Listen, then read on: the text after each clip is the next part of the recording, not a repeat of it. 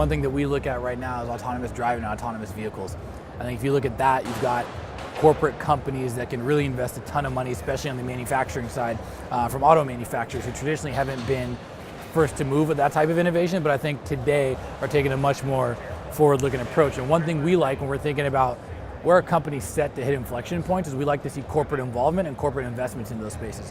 And so if you see Google with Waymo, if you see Ford and GMC with Cruise, those are things that are very promising. And then you start to see the types of emerging technology investments in autonomous vehicles that are being made by venture capitalists and private equity players.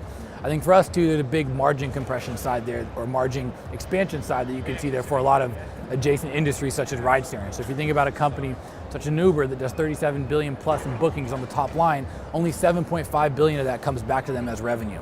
But if you were to add autonomous vehicles, autonomous driving there, an investment of $2 or $3 billion in autonomous driving for them can actually result in a fairly quick payback period when you think about the margins they're able to gain from that. The thing with autonomous driving, you're starting to see certain angles of the ecosystem form in terms of the sensor manufacturers, or the camera manufacturers, and obviously some of the hardware or the actual chassis for the vehicles themselves. But a lot more is going to come given that we're still very early in that system. And I think that between Waymo or Cruise or some of the upstart players, you've got two incumbents right now, but those incumbents have themselves only been around for a few years. And so I do think you'll see more players come to market.